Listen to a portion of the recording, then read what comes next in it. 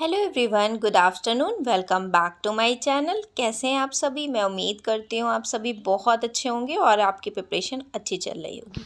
Morning के 7:10 के करीब हो रहे हैं। शिवा स्कूल जा चुका है और उसके जाने के बाद मैं थोड़ा बहुत जो भी अपना पेंडिंग काम होता है करके मैं डायरेक्ट पढ़ने बैठ जाती हूँ। अब थोड़ा सा शेड्यूल मैंने चेंज किया है क्योंकि इसका स्कूल का टाइम भी चेंज हुआ है और मतलब दूसरा स्कूल चेंज किया ना, तो टाइम वहाँ जाने में ज़्यादा लगता है। तो उस अकॉर्डिंगली मतलब जैसी सिचुएशन हो उस अकॉर्डिंगली मैं चीज़ों को मैनेज करने की कोशिश करती हूँ। कल ही मैंने एक वीडियो पोस्ट करी थी, तो उसमें नंबर ऑफ़ आप सभी के कमेंट्स आ रहे थे और देखिए, जो वीडियो क्वेरी वाली होती है तो आप सभी के नंबर ऑफ़ कमेंट्स आते हैं, मैं रिप्लाई भी कर देती हूँ, बट इंस्टेंटली जैसे किसी किसी के बहुत ज़्यादा एक ही चीज़ पे कमेंट आते हैं, तो उसके रिगार्डिंग वो रिव्यू था, ठीक है। तो वो रिव्यू जैसे मान लीजिए मुझे जितना पता चला, जैसे आप बार बार पूछते रहते हैं, तो मुझे जो पता चला मैं अपनी तरफ से सच आप सभी को बताती हूँ, ठीक है। बट मेरे पास जो सोर्सेस है उसके थ्रू, अब आप, मैं ये थोड़े ना कह रही हूँ कि आप मानो या ना मानो, ठीक है। कल एक बाकी सब आपके 99.9% बहुत अच्छे कमेंट आते हैं। कल किसी एक का कमेंट आया था, एक गर्ल का, कि हम तुम्हारी बात क्यों माने। लिखने का ढंग भी बहुत अजीब था, पता नहीं कैसे, मैं क्या ही बोलूँ। हम तुम्हारी बात क्यों माने और जाने क्या क्या लिखा था। खैर मैंने उसे रिमूव कर दिया क्योंकि मैं ना उसका रिप्लाई ज़रूरी समझती हूँ करना, ना मुझे करना चाहिए, ना मैं ऐसे शब्द यूज़ कर सकती हूँ, ठीक है। तो देखिए, ये क्वेश्चंस जो आप पूछते हैं तो आप, इसीलिए मैं रिप्लाई करती हूँ। ऐसा बिल्कुल मतलब नहीं है कि आप मानो या ना मानो। जैसे आपने पूछा, मान लीजिए एक कोर्स मैंने ले रखा है, एक एक कोई और कोर्स मेरी एक फ्रेंड ने ले रखा है या किसी ने ले रखा है, तो उसी तरीके से पता चला कि यहाँ से ये है, यहाँ से आप पूछते रहते हैं, तो बताऊँगी तो तभी ना, मैं जब मुझे चीज़ों को बारे में पता होगा, ठीक है। अब मानना ना मानना टोटली डिपेंडेंट ऑन यू, ठीक है। आपका अपना परसेप्शन है, आपकी अपनी चॉइस है, आपका अपना इन्वेस्टमेंट है, आपको जैसा अच्छा लगे जहाँ पे करें, ठीक है। और बाकी आप सभी एक भावी शिक्षक हैं, आप सभी के बहुत अच्छे अच्छे कमेंट्स आते हैं। 99.99% मैं कह रही हूँ, सिर्फ 0.1 की बात कर रही हूँ। ऐसा आया था, वो पहली बार आया था और शायद आखिरी बार भी आएगा, ठीक है। तो नेक्स्ट अगर मैं बात करूँ, पेडागोजी से रिलेटेड डाउट्स आ रहे थे। तो पेडागोजी में सचिन सर के बैच में रिगार्डिंग जो इंग्लिश मीडियम वाले हैं उनका आ रहा था, ठीक है। I totally agree with you, वो हिंदी में बोलते हैं और हिंदी में लिखना प्रेफर करते हैं। और बट अगर मतलब आप टोटली इंग्लिश मीडियम हो, पूरा कॉन्वेंट एजुकेटेड हो, थोड़ा आपको दिक्कत होगी। बट अगर आप यूपी बोर्ड वाले हो तो आप समझ सकते हो उनकी चीज़ों को, तो कोई ज़रूरी नहीं है आप हिमांशी मैम का ले लो, ठीक है। बट ये है कि आप जैसे उसमें कह रहे थे कि पेडागोजी किसी ने पूछा था, माहीपाल गहलोत, हाँ, इन्होंने ये पूछा था कि पेडागोजी कहाँ से पढ़ें, बुक से पढ़ें या कोर्स से पढ़ें। तो देखिए, अगर मेरे अकॉर्डिंग पेडागोजी तो जो केवीएस के रिगार्डिंग पढ़नी है तो आप बुक से अगर पढ़ना है तो पढ़ लें, और अगर आप कंफर्टेबल हैं बुक भी लेंगे तो कंफर्टेबल है तो आप बैच से पढ़ लें मेरे हिसाब से। तो बाकी आपकी चॉइस है, आपको जिससे अच्छा लगे उससे पढ़ें। मतलब ये रहता है ना कि जो टीचर्स पढ़ा देते हैं और सेलेक्टेड टीचर्स अगर पढ़ा देते हैं तो रहता है कि हाँ भाई, वो क्वेश्चंस आते हैं, ठीक है।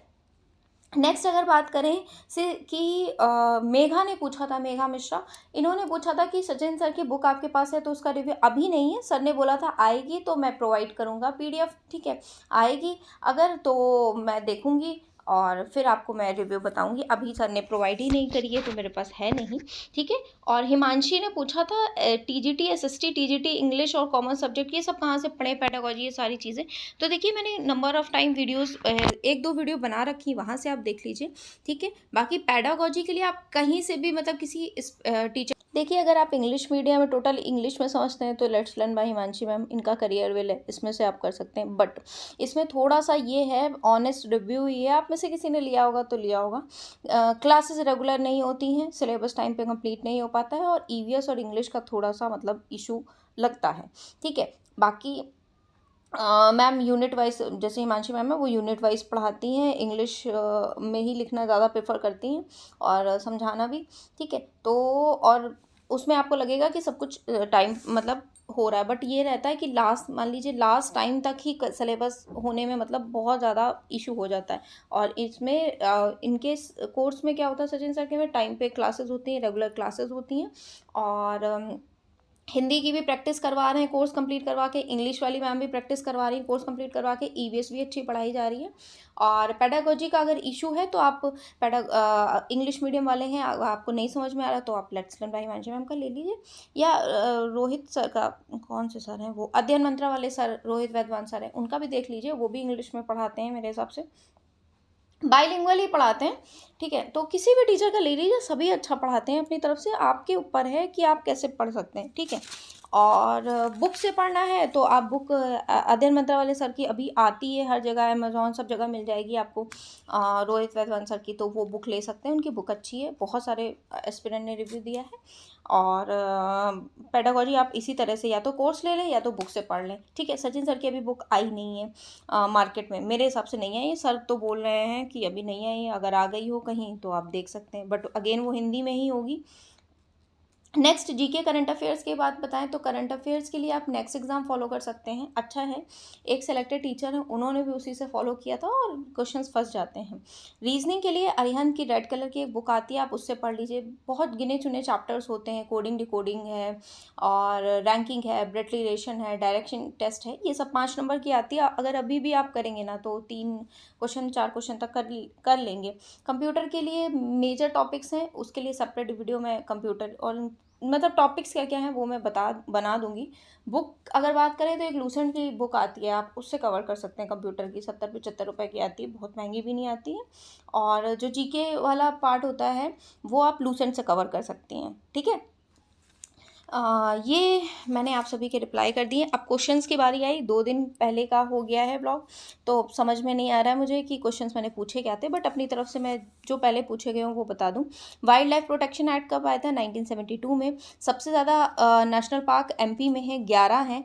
ठीक है, और तो मुझे याद ही नहीं आ रहा मैंने क्वेश्चंस क्या क्या पूछे थे, क्योंकि एक दिन बीच में वाली वीडियो बनानी पड़ गई थी, आपके नंबर ऑफ़ टाइम इतने क्वेश्चंस आ गए थे। और नेक्स्ट अगर बात करूं तो मैंने इकोलॉजी पढ़ा था, आप सभी से भी बोला था, पहले दिन का टारगेट था इकोलॉजी।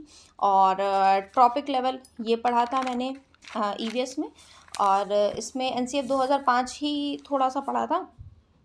आगे आज मैं एनसीएफ 2005 ही कंप्लीट करूँगी। ठीक है, नेक्स्ट हाँ, ये पूछा था क्वेश्चन मैंने, एनसीएफ 2005 में कितने चैप्टर्स में डिवाइड किया गया? एनसीएफ 2005 को कितने चैप्टर्स में डिवाइड किया? 5 चैप्टर में डिवाइड किया है। पहला है पर्सपेक्टिव, दूसरा है लर्निंग एंड नॉलेज, तीसरा है curricular area, school stage and assessment, फिर उसके बाद है स्कूल एंड एनवायरनमेंट, फिर है सिस्टमेटिक रिफॉर्म। ठीक है, तो आज की वीडियो यहीं ही, मिलती हूँ कल।